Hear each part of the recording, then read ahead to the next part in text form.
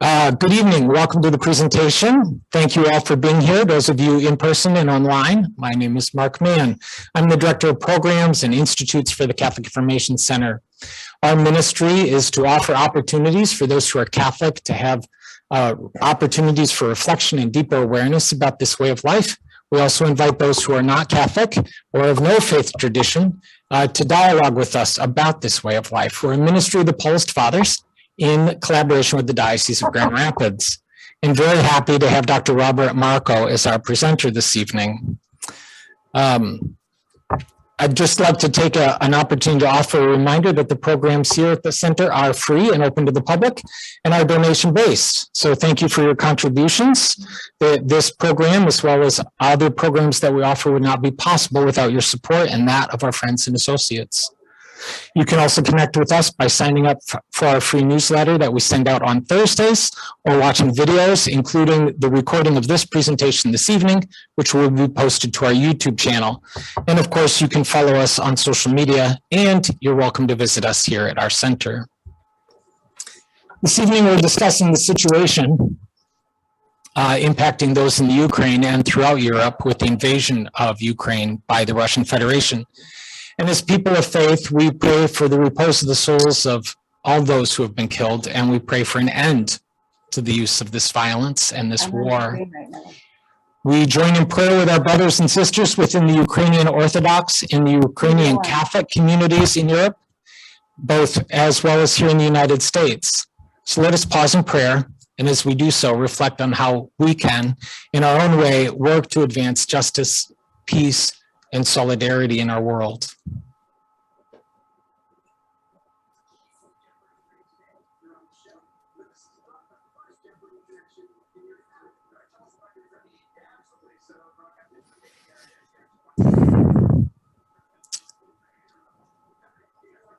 And we're going to echo the words of the prayer today of our Holy Father, Pope Francis. Let us together cry out from our hearts, never again war, never again the clash of arms, never again so much suffering. We must never stop praying. Indeed, let us pray to God more intensely. Come, Lord Jesus, Prince of Peace, make us instruments and reflections of your peace. Amen. Amen. Dr. Robert Marko is the Professor Emeritus of Theology at Aquinas and a US Fulbright Scholar at the Ukrainian Catholic University in 2008 and 2015. His most recent teaching there in 2019 was, of course, in their Licentiate program on War and Militant Non-Violence. Please help me welcome Dr. Robert Marko. What do I do with this, Mark? Do I do any of this? You gotta just. I gotta stand here. Well, no, you can. We can do that. Or whatever. And you can just sit right there, and you're good. You, thank God, you and Rob friends are here. All right, good. All right. Everybody can see me, right? Online also? Yeah. Oh, good. All right, great. Thank you, Mark, for the invitation and the opportunity to be with you. And it's really good to see people whom I've cherished in my 33 years, 34 years in Grand Rapids in this room. I must say that, you know, and I was very surprised when Father Lou and I were roommates back in the day in Ukraine during a summer school program at the university, Catholic University. And some of them I've taught a few of you, all right? I've served in RCA with another one of you, and I've learned everything I'd ever want to know about technology from one of you. So it's really good to be here. Let me say a couple things about what we're going to do. I have three handouts, and the one we're going to follow most will be the one that I use in the presentation in 2015 for military chaplains in what they call the anti-terrorist operation on the eastern part of Ukraine. The two breakaway areas which were taken over by terrorists, Luhansk and Donetsk, which are called the Donbass region. So this is part of what I've done. And so I'm using that, and this is what this looks like. All right, I don't know if you can see this. Can you guys, everybody see this? This is this one. All right. All right, so that's going to be the the primary document we're going to look at. I have other documents in the packet, and I asked Mark to send them to you. One is a selection by the Ukrainian Greek Catholic Church on what is known as their adaptation of the Universal Catechism of the Church, called Christ Our Pascha. I have I don't know if you can see it here, but it's on. It's up here. It's a document that. Can I get up, Mark? All right. Yeah. All right. Just yell at me when I screw up. Right. Okay. So this is a document that is very interesting in many ways, and there's two sections in there that I photocopy, or I copied and pasted in English, and those two sections. One deal with homeland, which is and patriotism, and the other one deals with the notion of peace. So it sort of complements in many ways what you find in the official Catechism of the Universal Church, the CCC. But it's very interesting. One of the things I really appreciate about this catechism that I think is one of the strengths, and there are many strengths in it, besides the beautiful icons you find prints throughout, that is that it puts together spirituality and morality, which is not true in the Western Catechism. You know, if you look at the setup of parts 1 to 4, it's different. This puts them together, because, as I often say, if it wasn't for spirituality, my morality would be worse, and that's not a joke. I remember one time I was talking to one of the administrators' assistants at a place I worked, and she said, "Are you going up to the office?" Which is the main office. I said, "No, I can't go to the office because I have to go to mass first. If I didn't go to mass, I couldn't work here." I mean, it was somewhat of a joke, but I think there's a lot of truth to that too. I mean, in terms of, so I like that part of it, and I also like in this catechism, they're a form of patriotism, and Ukrainians, by the way, are very patriotic, and I would say nationalistic even, but it embraces everyone, which I find fascinating. We can talk more about that in the Q&A. The third document is from the American bishops, a statement that came out 10 years after the document of the American bishops on nuclear weapons. It dealt with more than that, but it primarily was on nuclear weapons and war, called The Challenge of Peace. And that is dear to my heart because I wrote my doctoral dissertation specifically on that document. Here is a copy of it, on pacifism in that document. Because the American bishops in that document argue for a complementary support for pacifism. It's interesting. So our focus tonight's obviously going to be on justified war tradition. But the American bishops at that time came up and talked about, I should probably read the title. That's all it says here. But the acceptance of pacifism and the challenge of peace.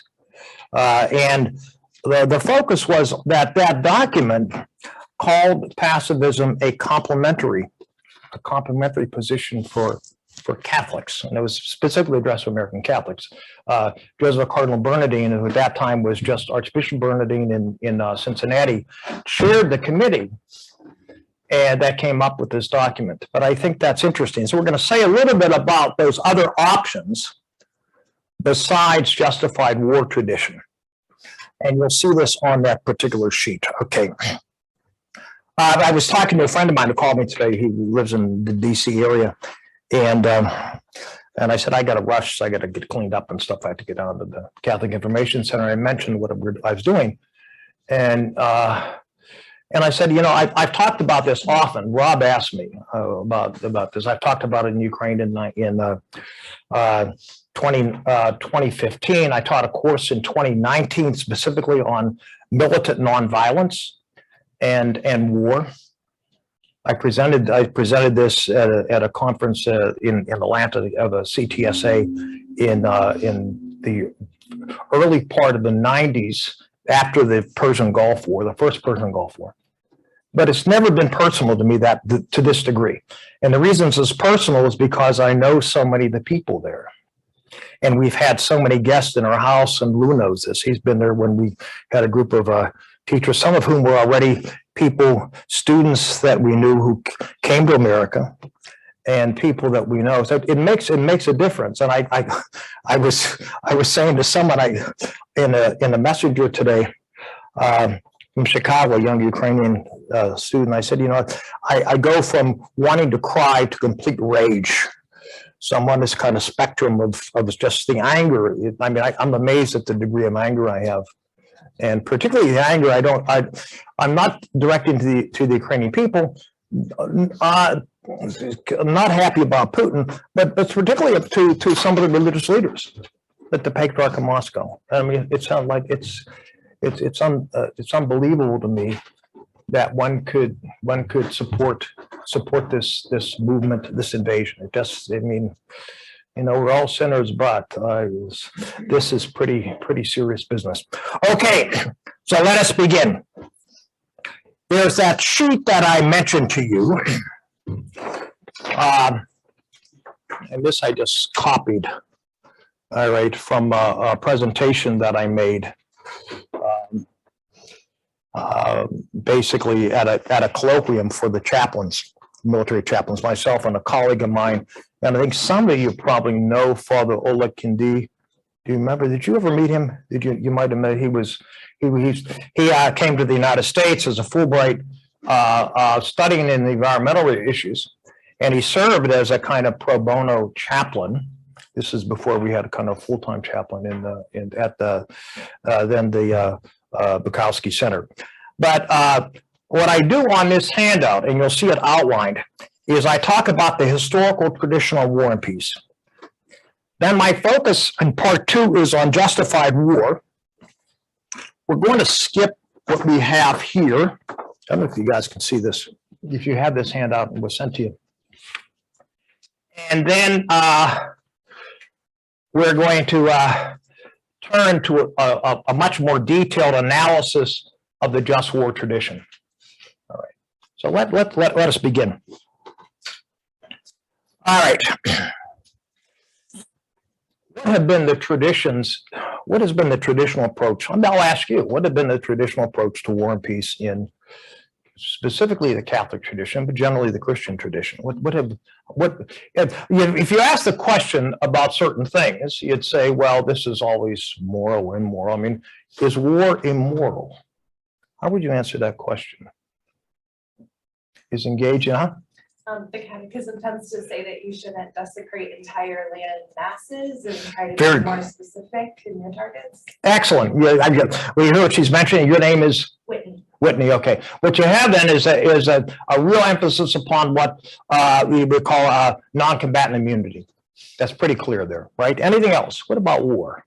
What has Christianity have one voice on the question of war throughout history? Nah, right? Online as well. All right, online. Anybody want to say anything there, Marlene? All right. Anybody?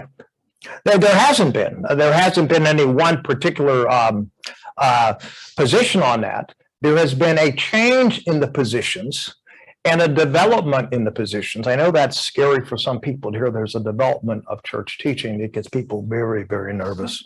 All right, so, all right, boy, my God. But there has been a development. So let me try to outline as fair as I can the positions. All right, so you have to kind of get a sense of what the tradition has done. All right, the first category there, anyone want to read it, what the name of it is? It's called,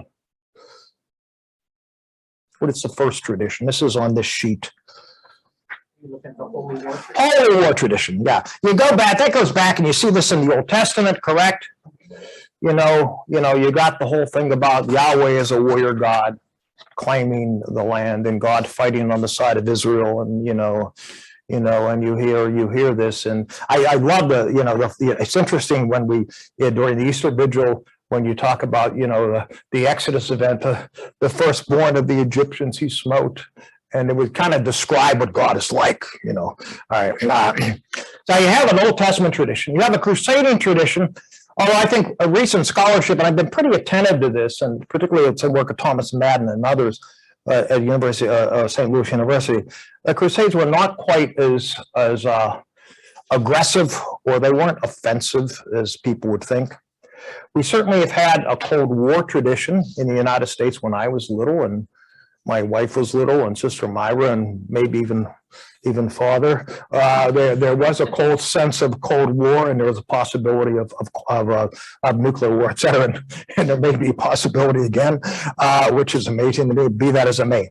All right, so you have a Holy War tradition. Right, and you have this in different religious traditions. You have this certainly in Islamic jihad, or at least one interpretation of what jihad is. And what does it suggest? First of all, it says that violence is you'll see in the text, a God-given right or duty, and it refuses to accept any limitations on that right. You cannot, there's no limitation to violence. The word is interesting. It's a duty, right? It's not just a right, it's a duty. Our word jus, the word we use in Latin it translates, and it's the basis of justice. It means both right and duty, right? If I have a right to something, I have a duty to pursue it, right? So it's very, very clear. Results counter. There's absolutely no limits on the amount of violence one can use. No limits. I'm looking at a text that I used from my dear dissertation advisor, Jim Hannigan, on this, and see if there's anything relevant that I could add to that. But I think that's pretty clear to everybody, correct? All right. There are no limits on it, but there's no limits. Results count. They cannot, Holy tradition, I'll quote this from Hannigan, cannot imagine a situation in which accepting failure in the pursuit of purpose would be the only morally responsible thing to do.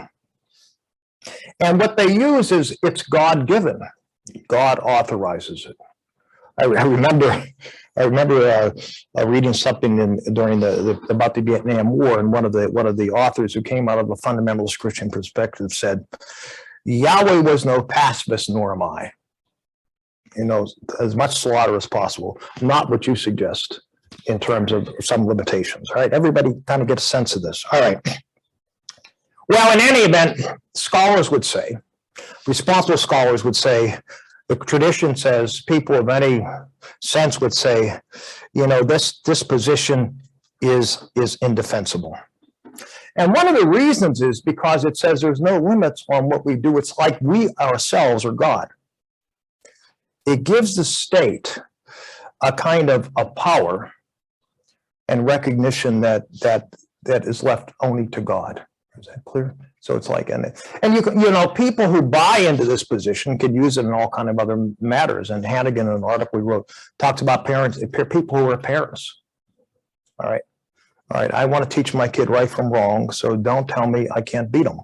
Right. So you see this position. There's absolute no limits on this. The state then takes the place of God. All right, and I think you see this to a degree, and that's why what bothers me most about the current invasion is the religious support you find, for example, in Moscow by the Patriarch Kirill. I mean, to me, that's the fact that they got some poor kid over there as a soldier, I'm not judging. Putin, I think, is crazy, but basically the fact that the Patriarch of Moscow holds an icon of the Mother of God for Putin to kiss. I mean, that's a little bit much, okay. I don't want to be, I'm pretty partisan on the issues, you could probably see. All right, another position is traditional non-resistant witnessing pacifism. Pacifism has a lot of meanings. Actually, there was a late Mennonite theologian at Notre Dame, John Howard Yoder, who wrote a book I used to use when I taught a course on War and Peace at Aquinas called Nevertheless, the Types and Varieties of Religious Pacifism. And pacifism essentially he puts in that category even just war. So if you want to talk about pacifism, there's a lot of types of pacifism. My focus here will be I'm going to paint with very broad strokes this witnessing non-resistant pacifism. All right. All right. This is kind of reaction. This certainly was a position that you find among Christians. There's good basis for it in the New Testament. Certainly, the Sermon on the Mount. Although later on, people advocated militant nonviolence or a kind of nonviolent kind of activism, viewed that differently. But you certainly have within the tradition this note. There's some argument about when and how explicit church teaching or Christians were in the first 300 years were on this whole issue. I know some research I did. One of the things that some scholars who study this stuff, and study by looking at grave markers, and said that probably by about 180, there were some Christians who served in the military. But even when that was the case, you also have a denunciation of any involvement in bloodshed and war. All right. Now, there are arguments, and I don't want to belabor this, there are arguments about was it because of bloodshed or was it because it was tied up with emperor worship or whatever. But there are scholars of different sorts who would emphasize different aspects. But certainly you have a very strong pacifist or nonviolent strain in early Christianity. The reason for it is debated, but clearly there is this. So about after 180 AD, after 180, you have some Christians obviously serving in the hinterlands in the military, according to Graves' sites. But later on, we have a development of denunciation of violence. And then it really isn't until later, when we get to it, I'll talk about it more formally and probably read much of my own work on it, not until probably Augustine that we have, and his predecessors, that we have a strong movement away from that tradition. All right, what is written about that position? Well, if you put on the mind or heart of Jesus, you can't do this stuff, right? The emphasis in this early pacifism, and you see it today in the Anabaptist traditions, the Mennonites, Church of the Brethren, the Amish, is that, we cannot kill. Right? If you've seen some films, what's the old one of Gary Cooper, who's a pacifist? I forget. Was it Sergeant York? All right, you have this kind of sense. You just don't kill. You just don't kill. It's just, this is, if I accept Jesus, I don't kill. All right, okay. It's a distinctive ethic, as I write there. Clear identity. It's real easy because there's no ambiguity about, how am I going to resolve this moral dilemma? You don't have to worry about that. It's very clear. You just don't fight. You just do not engage in violence and bloodletting. Very clear identity. I remember when I was working on my dissertation, even before that, I was struck by the witness. My wife and I were out in Lancaster County. If you remember that, we went to the Mennonite centers, and I've been to Mennonite centers, and there's something about it that really is appealing because it was so consistent. You don't have to worry about this, calculating this and what's this and that you find in something like Just War. So there is a certain appeal to it. There is one great disability. And that is that in coming you out from among them and be ye separate, this is his position, you come out from among them, be ye separate, then you are abandoning society.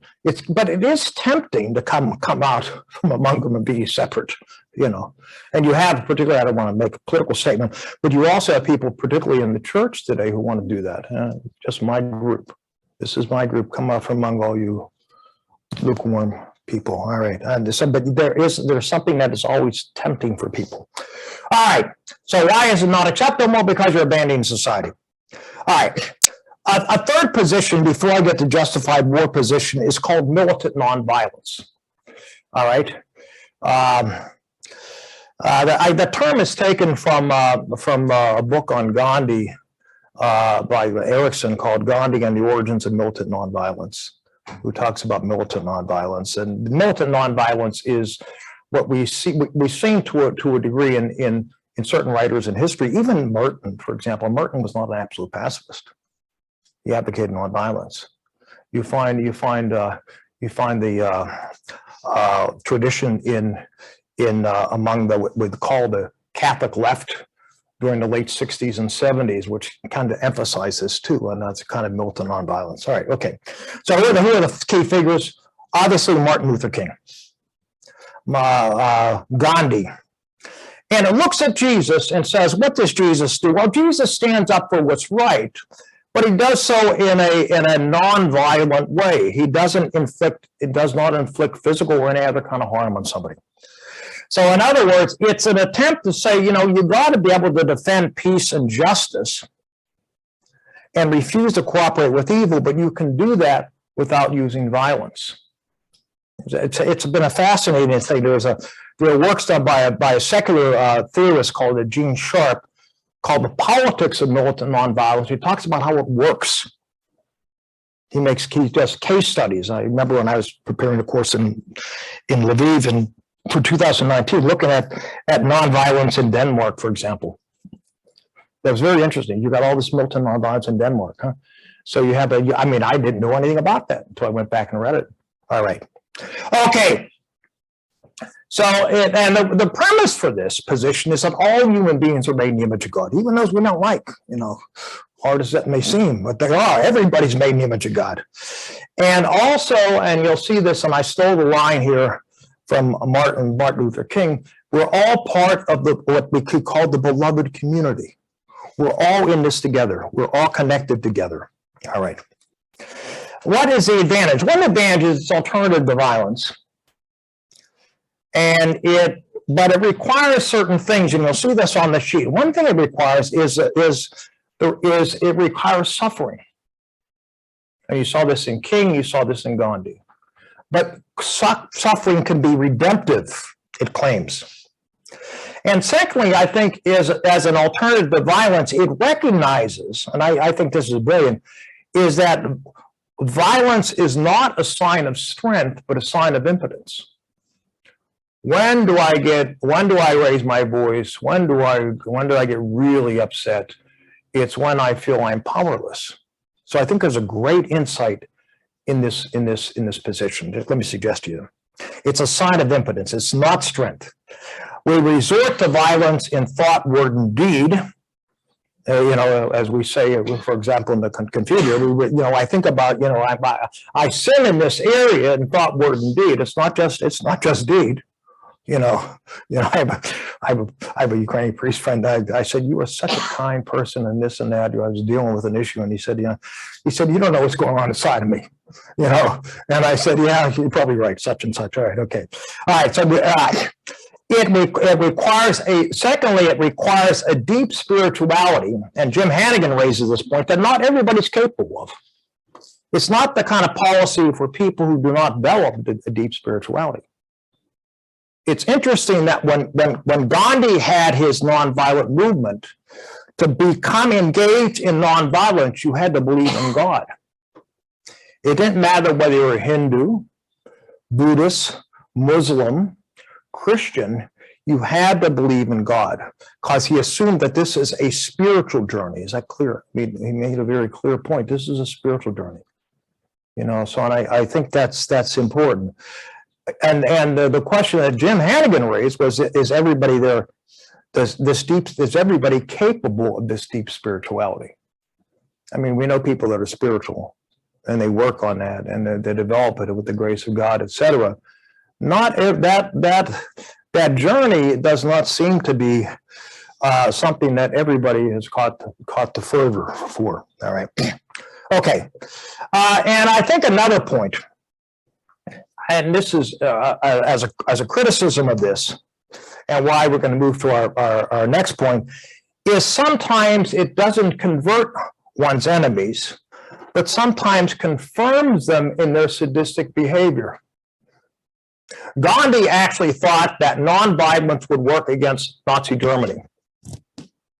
He claimed that, and I remember saying this in class. I remember, I think, if Hitler ran into Gandhi, he'd run over him with a tank, right? I mean, this is not, you know, you got to be kind of realistic. I mean, so it has this, you know, it's like a woman who's abused by her husband, or her husband's abused by his wife physically or whatever, and say, please stop. You know, I'll hit you more, right? So it's not this kind of thing that's going to, well, if you hurt me, you know you're hurting me. Oh, it doesn't necessarily convert people, right? It confirms them in their sadistic behavior, right? And I think that's an important point. So that turns us then to what we call the just war tradition. And let me go through this. And for this, I'm going to try to read some of the stuff in my own text, because I want to be clear on it. Let me say that beforehand, and you see this on this sheet, and then we'll go back to what we're saying, is that there are recent developments in churches and Christian social doctrine on war that need to be attended to, but we're going to focus on the just war tradition. I mentioned these on this particular sheet, and I might as well say it now. One is that there is a concern for what you call the jus post bellum. What happens after war is waged? What is the right to do? We certainly see this in the current situation in Afghanistan. So there's an obligation. And by the way, the Western world was pretty good on this after World War II, I think, in terms of some of the plans in Europe. But there's a right after the jus post bellum. There's a right. What's the right? What are some conditions post after war? More of an emphasis upon conscientious objection and common good. The Catholic Church for a large time did not accept conscientious objection as an option. It was not an option for Catholics. The Quakers or the Church of the Brethren or the Mennonites, the Amish could be, but Catholics were not. And they had a special Camp Simon for people who were kind of put in sort of a prison, who refused to serve in the military, for example, in World War II. But what became clear was that the church began to move away from that position. For example, in 1965, in Gaudium et Spes, you see this in the document of the Church in the Modern World. They affirm conscientious objection. All right, that's a reversal of what Pius XII said in 1956. When now remember what's happening in Europe in 1956. In Eastern Europe. Anybody remember? I know you from reading, you read it in history, right? What was happening in 1956 in Europe? The Iron Curtain. Pardon me? The Iron Curtain. The Iron Curtain, yeah, there was movements in Poland, a little bit, and particularly in Hungary, right? So in his Christmas message, Pius XII said no Christian can claim conscientious objector status. 1965, 9 years later, in the promulgation of Gaudium et Spes, they talk about that. In fact, the American bishops went even further, and they approved during the Vietnam conflict. They put a category called selective conscientious objection. So you see the documents, you trace the documents, I have some interest in this. So if you trace the documents of the American bishops, there was a gradual kind of movement to say, selective. You can say, like your father did, I'd fight in World War II, but for me, Vietnam was problematic. So remember what's going on historically. You got Vietnam and movement there, so you have a selective conscientious objection that's actually approved by the American bishops. Now, what is interesting both in the document, The Church in the Modern World, Gaudium et Spes, and also true in the bishops' musings, is that that doesn't mean you don't have an obligation for the common good. So therefore, you should do some service for the common good. The church has not got rid of an obligation to the common good. All right, okay. Another area that's been explored recently is this humanitarian intervention and the whole question of terrorism. I think these are big issues. So there's been, what do you do with those issues? Humanitarian intervention, what do you do? When can you go in? Should you go in? Is it okay? And you see this, for example, in Black Hawk Down, if you've seen the film. I mean, what can you do there? All right. What can you do when a country, when people are starving, et cetera? And we see this in the Middle East and whatever. All right. And there's a growing appreciation of nonviolence and negotiation. Language today, and there's books written by it, particularly coming out of, I think it's out of Georgetown, on just peace. We need to develop just peace. All right. Okay. Be that as it may. Let me talk about the most important part for our discussion today, which is the just war tradition. And let me say a couple things about it. And you have a sheet there. And on the sheet, I list 6 conditions called jus ad bellum conditions. They're not the only conditions, but I list 6 of them because that was the traditional way of doing it. But the bishops in their 1983 letter added another condition known as comparative justice. So just keep that in mind. So what the bishops say here adds another condition. And secondly, what it illustrates is that when you look at this, there is no one accepted just war theory. It's a tradition. So let me say a little bit about that. I think we have about, you don't need a break, do you? No. I don't know, it's fine. All right. So the point is this, just war tradition has not been one theory. It's a tradition. Augustine recognized this, and he's recognized as the author of the just war tradition in many ways. But the tradition of justified war has roots both in the Greek and Roman world, as well as Christian leaders like Eusebius of Caesarea and Augustine's baptizer, Ambrose, all right, Ambrose of Milan. So you have before Augustine, there was work done. Essentially, Augustine rationalized the use of force as a way of living in the Christian love command in the political order. Augustine saw the state as necessary to political order because of the fallen nature of humankind. The state was to serve as a barrier against evil being rampant in the world. So you need in order. There's an assumption about a political order, assumption about the state in this fallen world, and therefore you need something to preserve, not so much preserve peace, but make peace as a reality, something that is possible. I love the statement of Paul VI, one of my favorite popes. You know, si vis pacem, if you want peace, the old thing was parabellum, prepare for war. He says, if you want peace, work for justice. And I think that's really good. And I think it kind of expresses it well.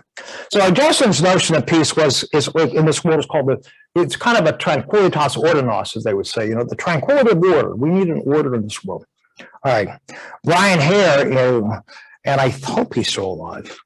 Who taught at Harvard and also worked for Catholic Relief Services, says this real quickly: war is both the product of sin and a remedy for it. In a world marked by sin, the use of force by public authorities is a means of avenging evil. In the face of the New Testament ethic, most powerfully evident in the Sermon on the Mount, the use of force was problematic for Christians, but not impossible to reconcile with the gospel. Augustine combined an ethic of intention with a powerful sense of the needs of public order in constructing a position which prohibited killing in self-defense. Augustine said you couldn't kill in self-defense. Did you kill in self-defense? No. But you could acknowledge a possibility on social relations.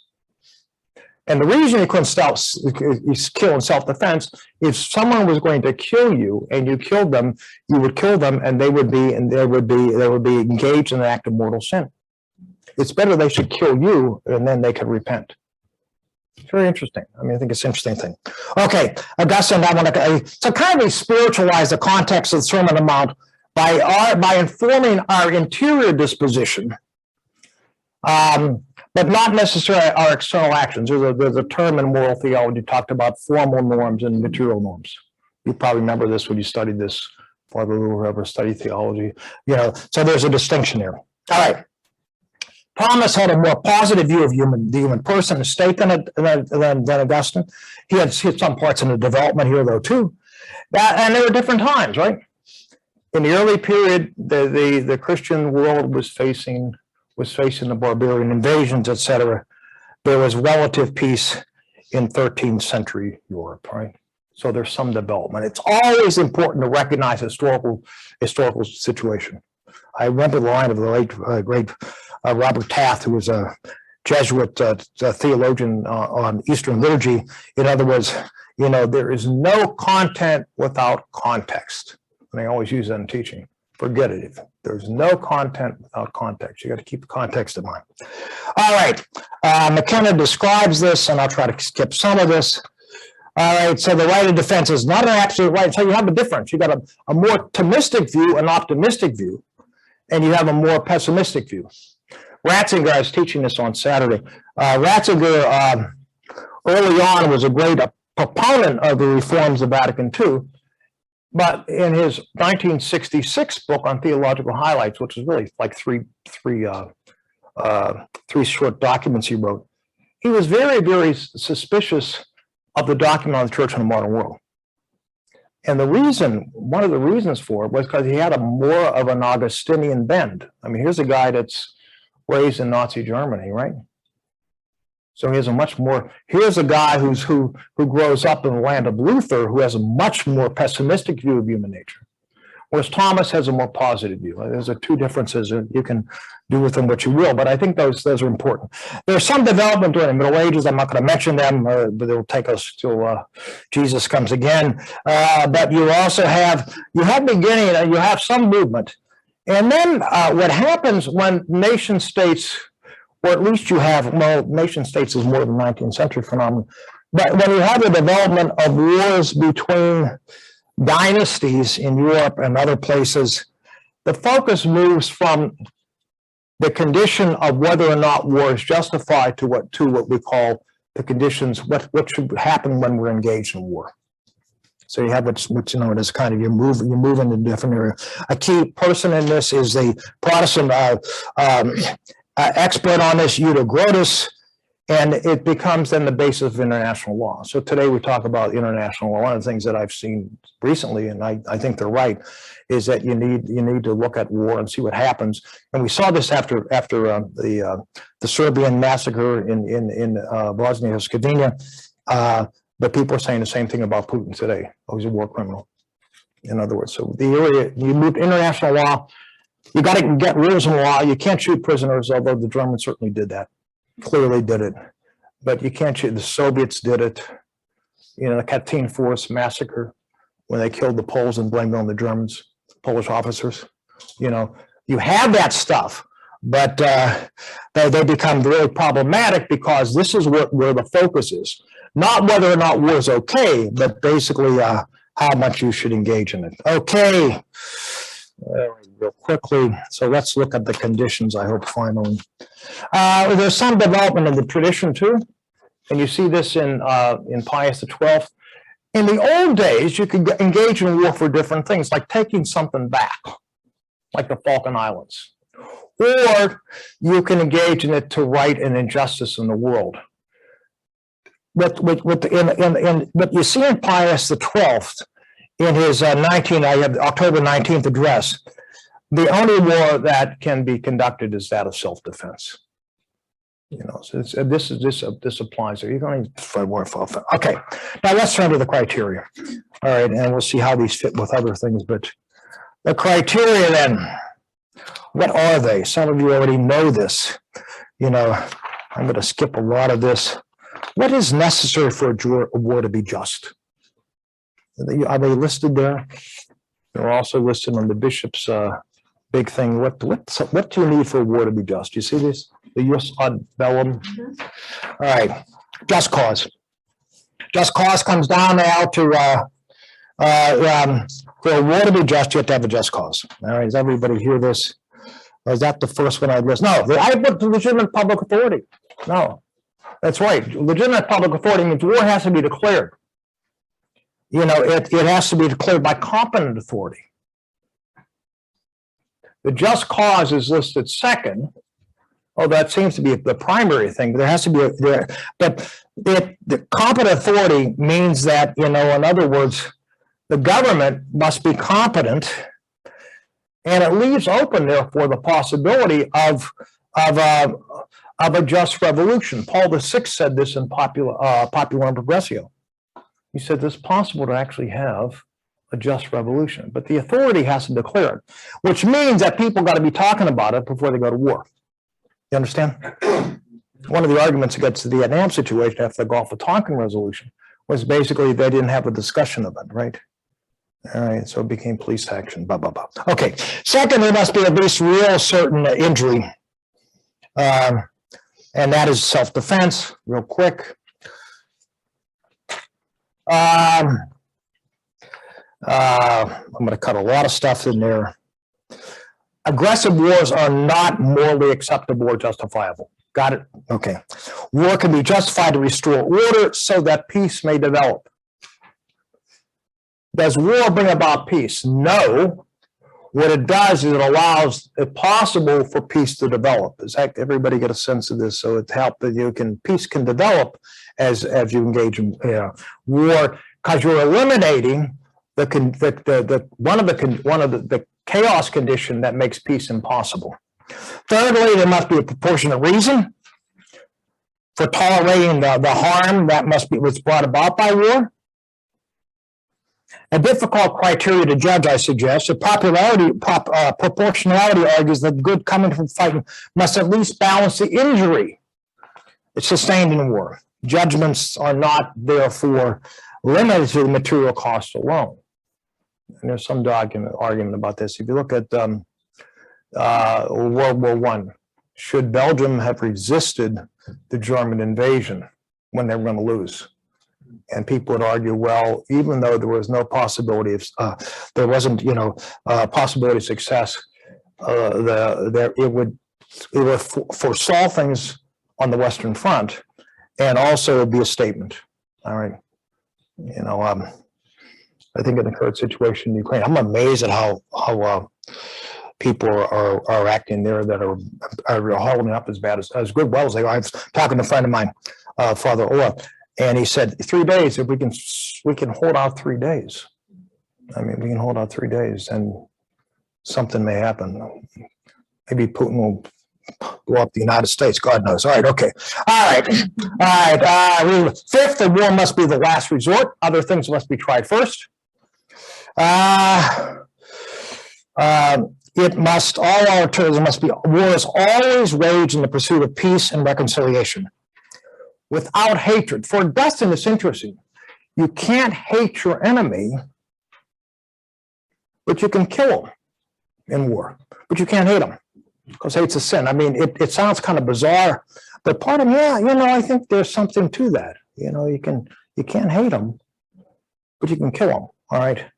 So it's very interesting. One of the reasons he was kind of against self-defense is because generally, if you're defending yourself, you're not going to be, hunky-dory with the person that's coming against you. So I think it's very interesting. Yeah, Monica. I just remember from years ago, and it's never left me. And I think how you referred to that quote as, "You may kill your enemy, but you must love him first." You must love him first, yeah. Yeah. And you can't have, and then afterwards too, hatred is not a thing. I'm just amazed by I was reading Sviatoslav, the major Archbishop of Kiev today, and he was, he made that point about hate and conversion. I was just really moved by the text. You can't hate, and they certainly, the church there is very supportive of resistance to Putin, but you can't hate. And, it's interesting that the Cheese Fair Sunday was Sunday, and there was a forgiveness ritual. You forgive. You go around in the Eastern Church, if you've ever been to one, when they do a forgiveness ceremony where everybody goes around and hugs everybody else in the church and says, "I forgive you. I forgive you." Oh, okay. I forgive you. I forgive you. Thank you, Mark. All right. I forgive you. I forgive you. All right. Okay. All right. Now, Monday may be different, but today, all right, at least in this moment, all right. It must be the last resort. Must always be weighed for the intention of reconciliation, never for expansion. All right, the jus in bellum conditions are listed there, one of which is proportionality again. And if proportionality is not met, then you can try to move towards peace. I remember my advisor wrote an article during the Vietnam era. Jim Hannigan in Chicago studies precisely on that during the Vietnam conflict, and not condemning necessarily the justice of going in, but proportionality was not being met. All right, and then the last thing, of course, is discrimination. As you mentioned, right, the principle of basically non-combatant immunity. Discrimination, you got to discriminate between civilians and soldiers. Even Patriarch Kirill suggested that, huh? You can't, he's I don't know how, whatever, but because it's not being met in Ukraine. As you see, kindergartens blown up and stuff, it's not being met at all. Not being met at all. Okay. All right. Now, there's so much other stuff. What puts its value? Let me suggest a couple things. I think that tradition, just war tradition, at least in theory, recognizes that war is morally repugnant, and how can we justify it, right? It's not a crusade thing. We got all wrapped up. But it's a matter of saying, war is, you have to be able to justify it. It doesn't work the other way around.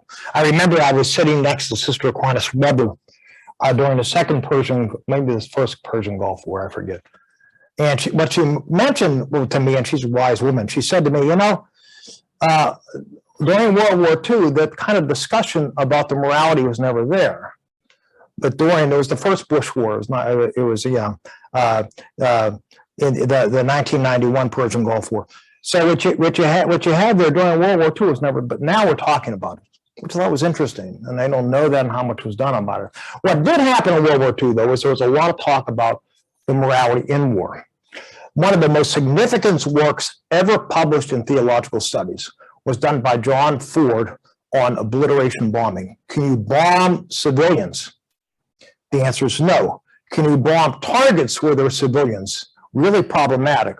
Ford wrote that because there were Catholic pilots, and they wanted to know if they could be absolved in confession. Because in other words, when you go to confession, you're supposed to not sin again, right? And we all, of course, live that. But you never sin again. So you have to promise you're not going to sin again. Well, if this is a sin, you can't give somebody absolution. And that became one of the most popular pieces because that was such a burning question. Even traditionalists in the moral realm, and Ford was part of a group of people who completely in support of Humanae Vitae against other theologians, even traditionalists said this is a really serious issue of taking the life of civilians. You can't target it, and really problematic of even targeting in areas. All right, I don't want to go on a tangent, I will. So the first thing there, war is repugnant. Secondly, the just war tradition has a practical value.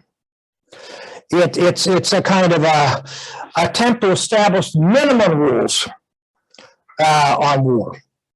It's talking about it in political realities, not theological realities. It's interesting that on the side of extreme crusaders, they talk about it in religious realities. Huh? You often, some of the stuff I hear out of religious people, I can't believe this, but they talk about it in terms of religious reality. It's kind of like this is God wills it, God wants it. Well, it's a political reality. It's not religious. It's a political reality. John Yoder says this, and I'll quote him, to speak against war by the means of the just war theory is not to impose the Sermon on the Mount on the world. It uses languages and criteria which are recognized appropriate in the realm of the state and therefore cannot be brushed off as irresponsible. In other words, there is something about, it presumes nonviolence, and it condemns the evil of war. hoping to limit it, and if you can't stop it, then at least humanize it. It's not without its criticism. Some people see it as kind of a, it's a concession to Constantine and the Christian Empire and all that stuff. So then we're going to be just as bad as everybody else. I'm not going to belabor that. And it's minimalistic. Some people say, how do you make these judgments? It's minimalistic. The judgment becomes an intellectual piece rather than a burning moral dilemma. All right, and here's my conclusion in my own work. Nevertheless, within a sinful world, the just war tradition, as we've seen, affirms the need for limited violence to curb unlimited violence. The need for violence or coercive physical violence would not have been necessary had not humankind sinned. It's a result of sin and a remedy for more sin. You get this? This is very Augustinian, right? Therefore, violence, as we've seen in Augustine, is a result of sin and a remedy for sin. The effectiveness of the tradition in limiting war is another question.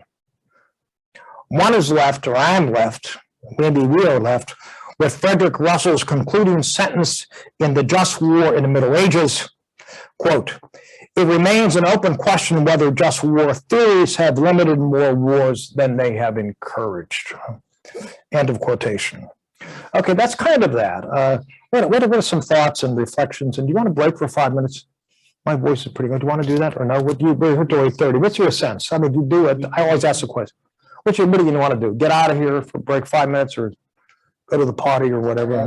Q&A. Are we ready for Q&A? Yeah, we can do Q&A and remember there are documents here that you can see too. So I want to make sure you're aware of those. And so feel free just to. a reminder for Q&A, if the folks in the room, if you can raise your hand and I can bring the camera to you. All right. And then folks online also, if you can use the raise hand function, you can find that at on the bottom of your screen at the reactions button. Okay, any So thoughts? Comments, questions from in the room here? Yeah, your name is Peter. okay. Get Peter. Let me get over to you. So you talked about how this kind of a crazy idea of loving your enemy, even though it's okay to kill them. Yeah, I think that's Augustine. Yes, right. Yes, and yes. it is right. Honestly, I think we gotta love him. I mean, it's a kick in the butt. I know, and whatever. Yeah. Right. And I guess my question is, and you talked about how this war going on now is kind of a personal thing for you, and seeing some of the images that are coming out of little children being killed is just heartbreaking. And I guess my question is, how do I watch that, turn that off, and say I love Putin? Yeah, I had today. It was a very interesting day because I've been with this for like 5-6 days with people on Messenger, mostly throwing more stuff on Facebook than I ever have. I like to put my grandkids on Facebook, all right, because they're really cute and whatever, and some kind of nice little pieces. And I found today, somebody called me from New York who's works for the Episcopal Church, and he was sharing because he's been to Ukraine as I've been there actually 9 times. And I know so many people. I mean, and I find it, I said I go from wanting to cry to being enraged. And then my moods are like, I don't know, I'm like, I'm like, I'm like this 1 minute and this. So what I did today was I got away from that for a while, and visited one grandkid, picked up another my wife takes care of them all. I just kiss them. But in any event, that was kind of a break, and I didn't I didn't go back to see what people were saying today, because I had this kind of prepared, so I didn't go back to it. I said I can't do it. The guy from New York said he goes to the gym. And he's, whatever. I don't go to the gym. I eat popcorn or something, All right. I mean, but it's like, the gym thing. Forget that. I said, how are you coping with this? And it's very difficult. I think it's an experience. Gandhi knew that, right? Gandhi knew this. They said, well, how can you be this way and this and what he said? Because I know my own heart. And I know, what I feel and how convicted. There's a great line by the I really like your question, a line by Stanley Hauerwas, who's written on this and other things. He was a Methodist theologian, now he's Episcopal because his wife's Episcopal. But Hauerwas talks about, I'm a pacifist because I'm a vindictive SOB, and I love his honesty, why am I a pacifist? Because I'm a vindictive SOB. So there are moments, though, let me say this, and I don't want to say how wonderful the cathedral was, but with Saturday night mass, and anyway, well, you guys were probably Saturday night mass.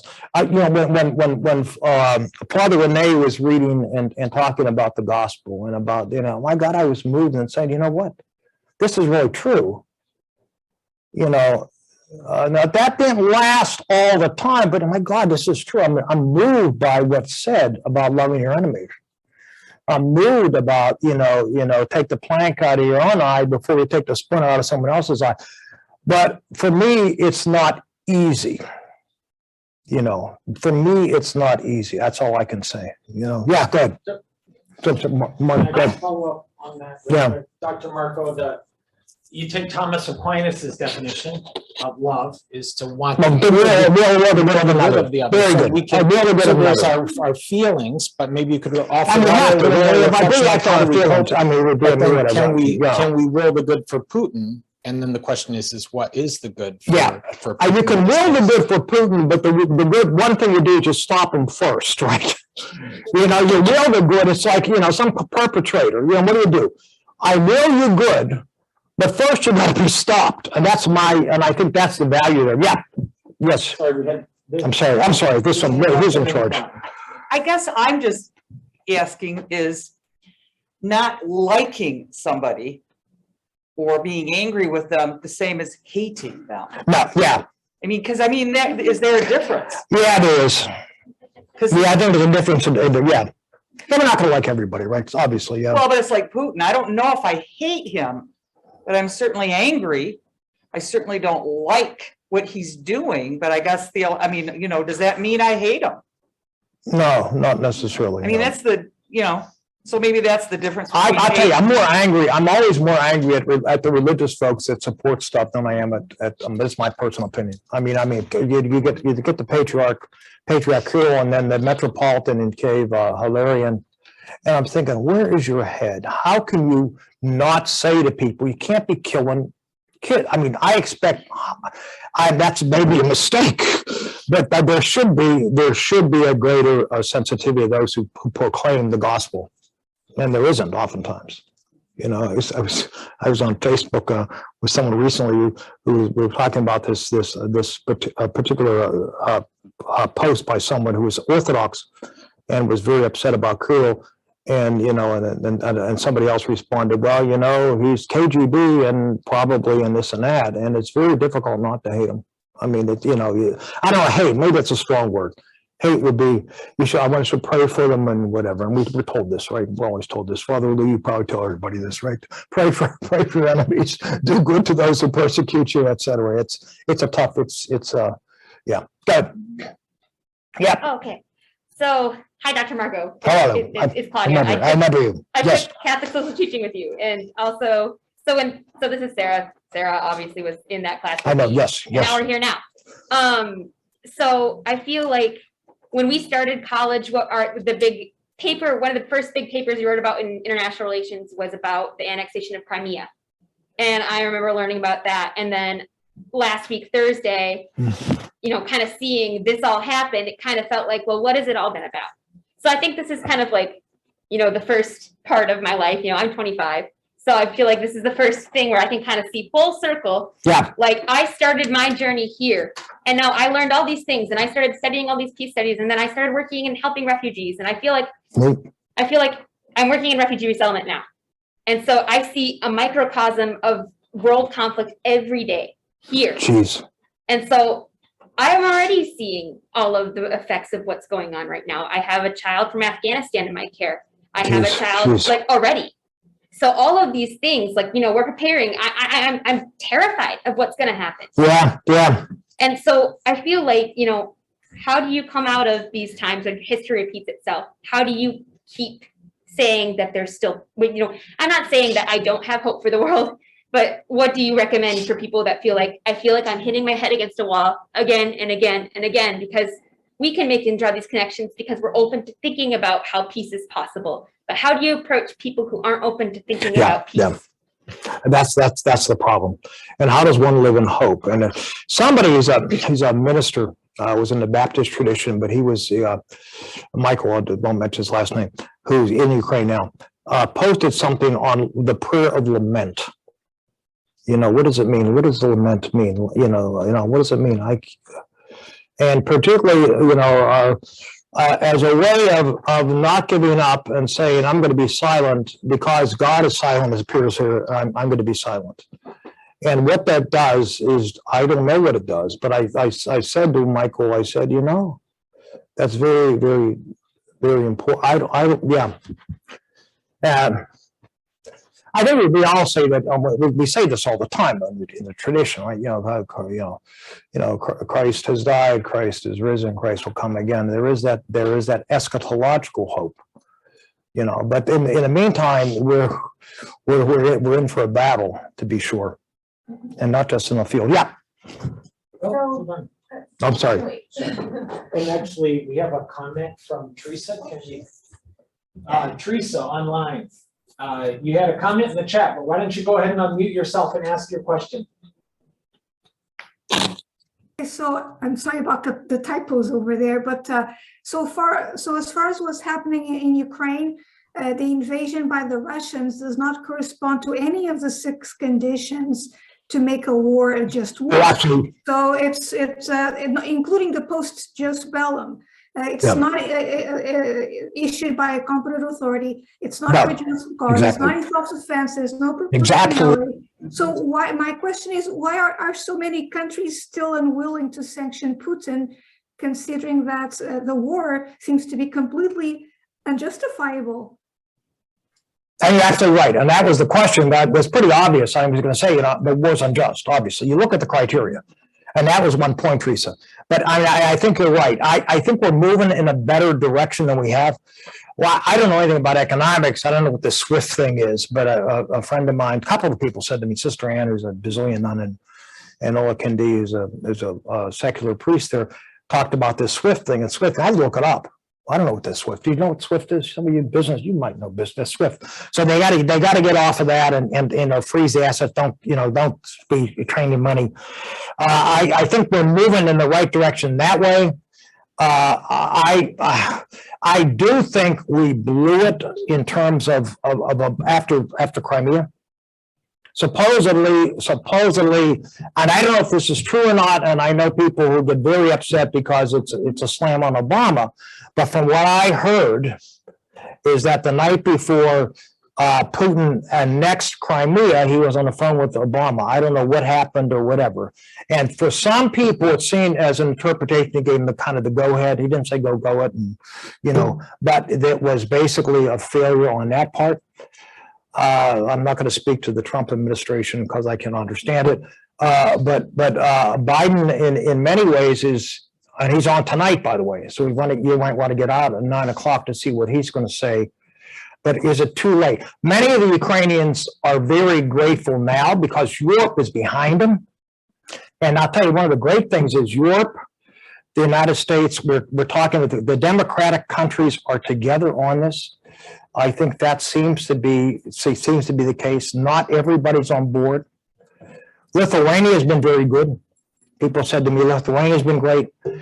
Poland's been great.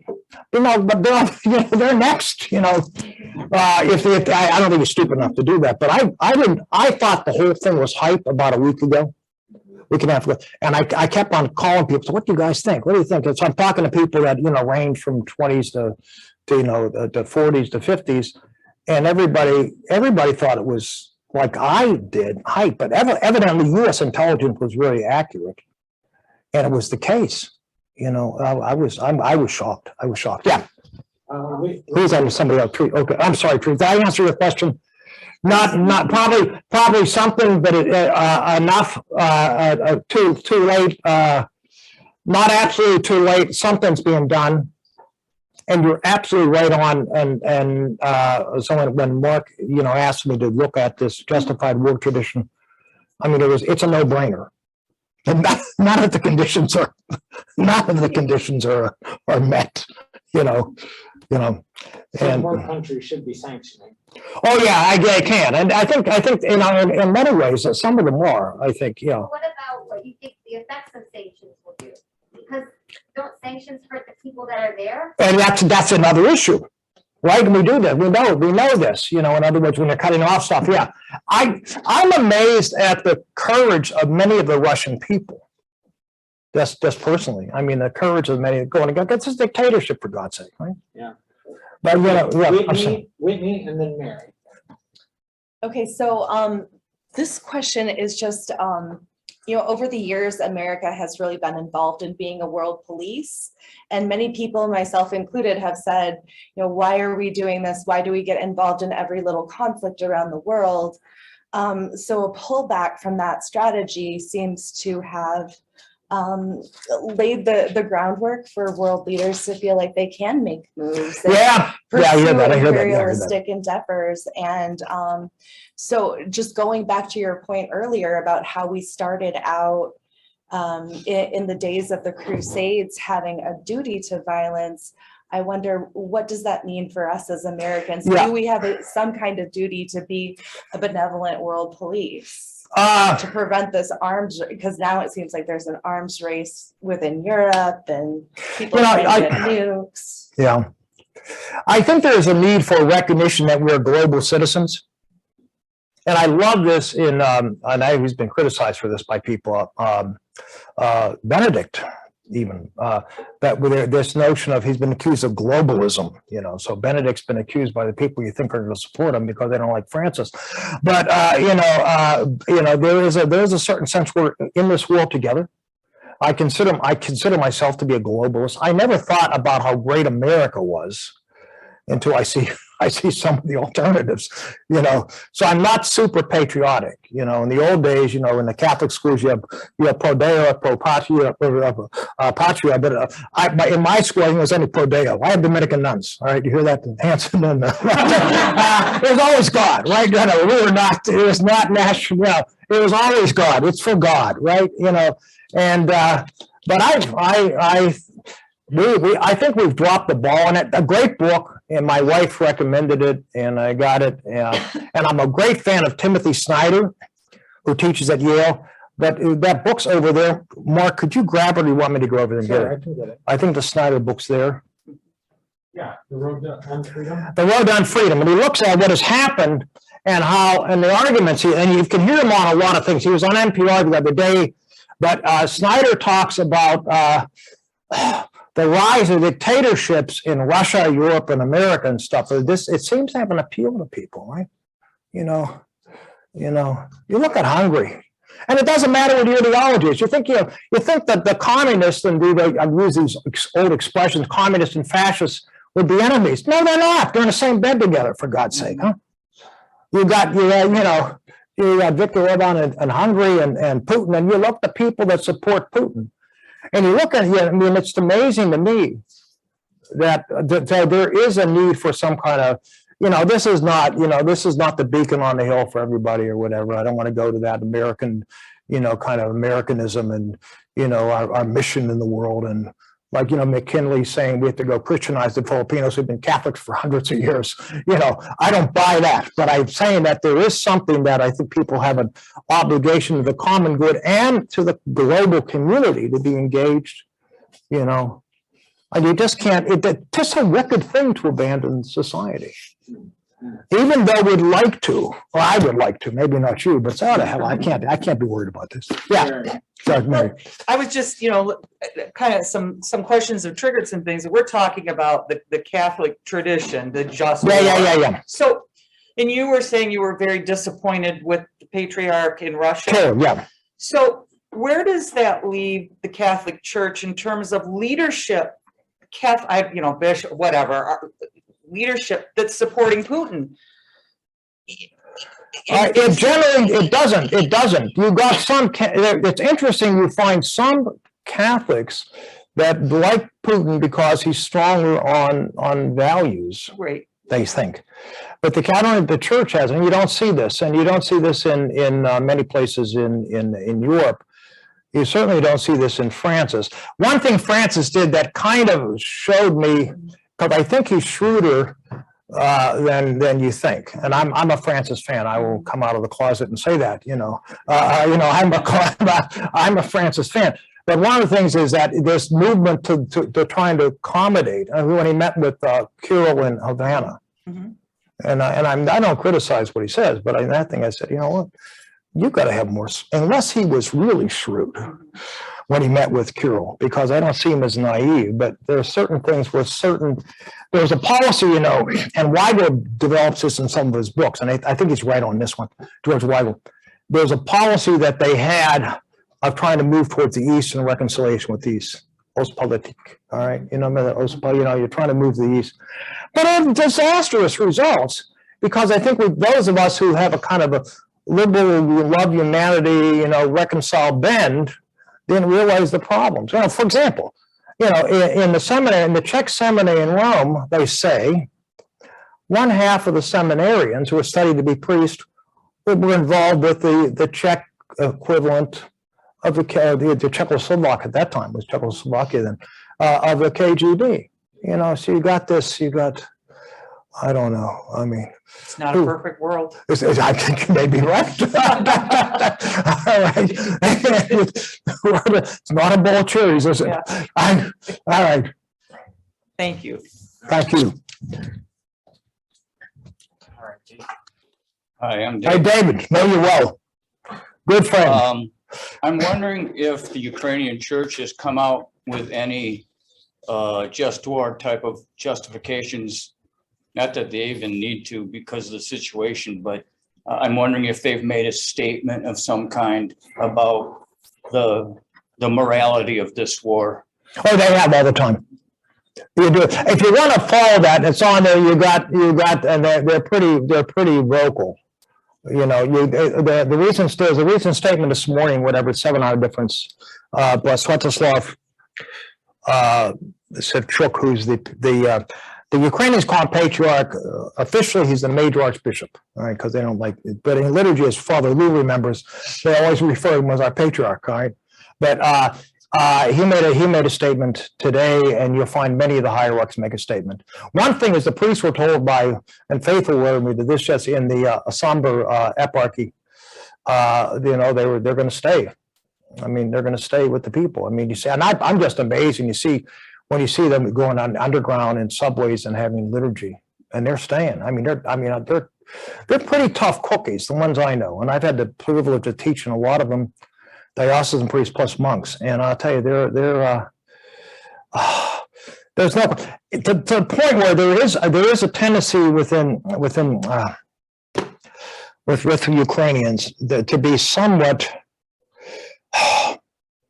I don't want to say that. They have a pretty healthy sense of patriotism and nationalism.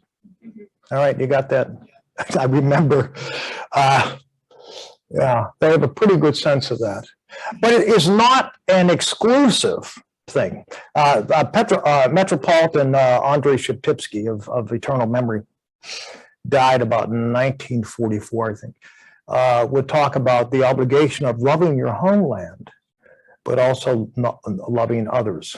And what's kind of interesting is if you love your homeland, he claims, then you're going to go and love and embrace others. And Sheptypsky did that. He was Greek Catholic. His mother was Polish. His father was Ukrainian. He had very good relationships with the Orthodox, because Ukraine is a very, very diverse body in terms of religious traditions. There were at least 3 major Orthodox traditions, are down to 1 now. The Ukrainian Orthodox Church, separate from Moscow. There's a lot of Polish Catholics, Armenian Catholics, awful lot of them. One of the things, Faith and I were talking coming over here. One of the things I would go to the Roman Church sometimes on Sundays. I go to the Ukrainian Greco Catholic Church during the week, but the community that you worship with was almost all African and Asian. Like they sang all those Kumbaya songs back in the day. If any of you remember that stuff, it was kind of like it was like the old songs, and because it was part of their rhythm. And I was always amazing to me how much support the church has for the people. The church is very trusted. Now the military is trusted. They don't trust judges generally. They didn't anyway.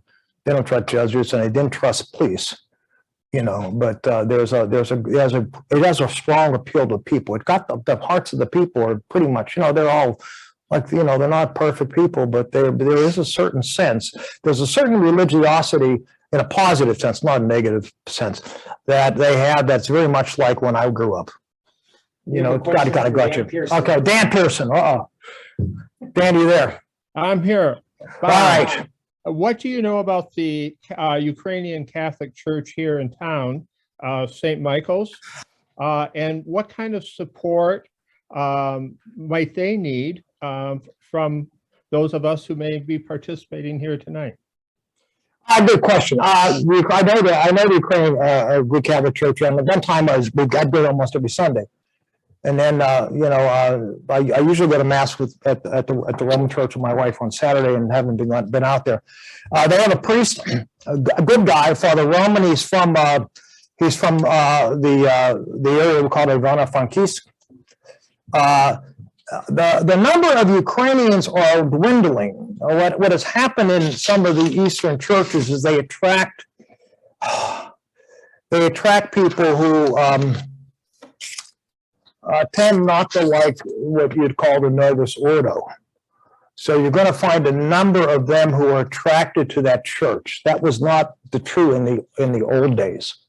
There's a piece on Sunday where one of the women who was cantor there, I don't know how active she is now, Maria Bereza, was featured in the Grand Rapids Press. She was on television recently. And when I was there was an awful lot of mostly the older women. They're mostly older women because the men all die early. They're always just, it's like Ukraine. But that number has dwindled, and there's a different congregation setup than there used to be in the past. I think now the Great Fast began officially Monday. Today's Tuesday. For the Great Fast, for the Lent, they call it the Great Fast, began yesterday, but I think something's happening at 6:30 on Friday. They might have kind of like a Vespers or prayer service or whatever. They often have that, or what they call Atticus and stuff like that. So they'll have those kind of services. Because or the liturgy, what they call the liturgy of the pre-sanctified gifts. Mm-hmm. Which, remember, it's in other words, they have the gift, they have their consecration some other place, and they have Vespers prayers, and they have readings, and then they give communion. So that generally is the case in Lent. Piece in the paper, the piece in the Sunday paper has their schedule, and if people are interested. Yeah, and there's a 10 o'clock liturgy on Sundays. Yeah, over there. The community is different than the one I remember and was involved with, which was basically a lot of Ukrainians. That community has been different, and there are all kind of reasons for that. It's interesting. The priests in all those churches oftentimes have another job to support themselves.